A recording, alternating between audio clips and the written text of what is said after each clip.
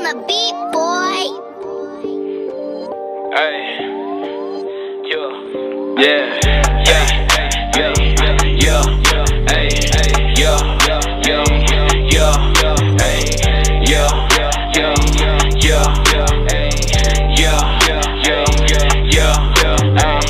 I do this shit all alone. Why she keep calling my phone? Reefer got me in my zone, so I do not care about your tone. I do this shit all alone.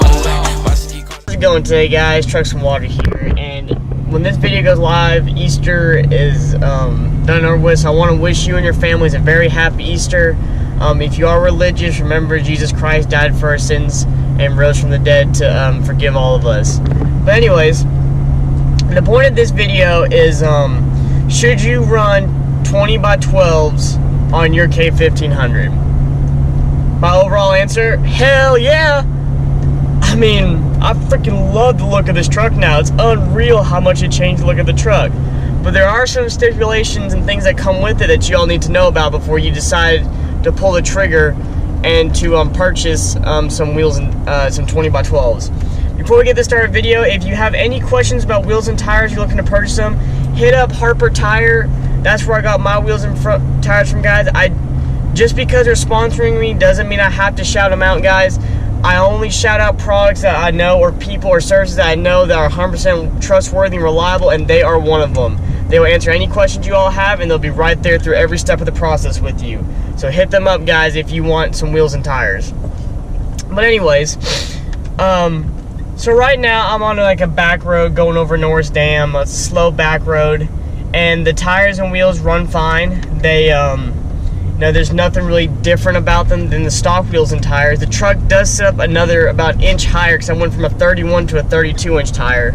They're 305 by 55 by 20s is what I'm running on 20x12 XD Grenade wheels with a negative 44 offset with, there are the milled accent trims. They have little milled accent trims that make this truck pop so daggum good. I'm so glad I went with this wheel set up on my truck. I was kind of iffy about it. I knew it would look good, but I didn't know how good. Oh my gosh. Like, the pictures and the videos seriously do not do it justice. So anyways, so like cruising on back roads and stuff like that below 50, 55, the truck rides like it would normally ride on a leveling kit. It's nice and planted, it's nice and you know, it goes straight, turns when it turns, you know, when you put input in and stuff like that. Braking, though, does take a little bit longer since you are running a heavier tire. And if anyone has owned one of these K1500, does currently own a K1500, the braking department in these trucks is not their strong suit. To me, it seems like they underdid the braking on these trucks. Just from my personal experiences, I just don't think they have the most adequate braking they could possibly have. But with a few simple upgrades, you can completely change that.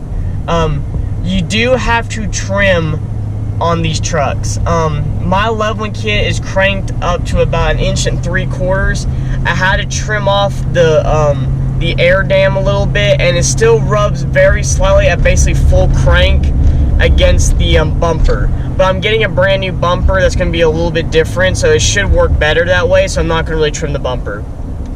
But anyways, but the big notes that I'm really glad I pulled the trigger on was a steering stabilizer.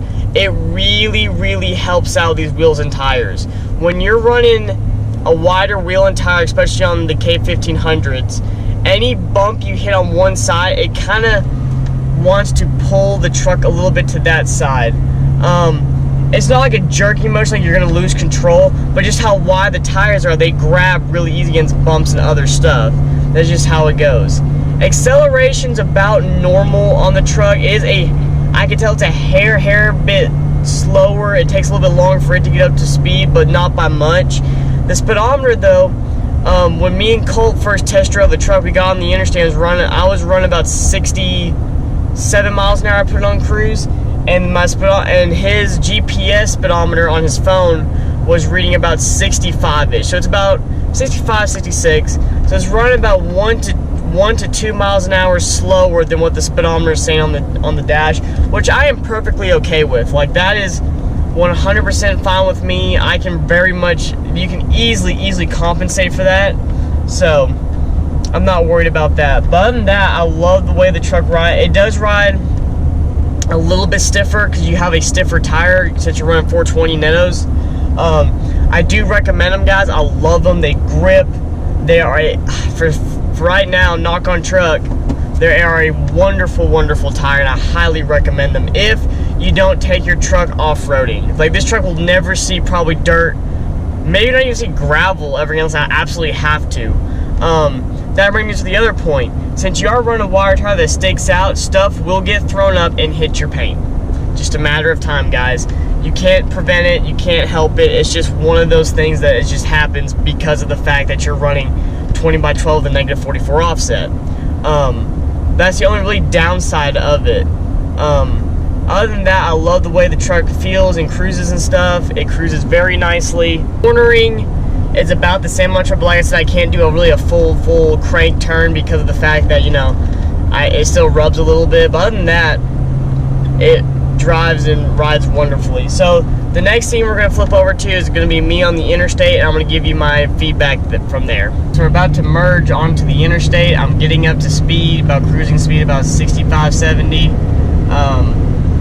So once you get up to the more highway speeds is where the 420 Nettos, to me, really come to life. So right now I'm going to lock it in about 70. So I'm locked into about 70 miles an hour.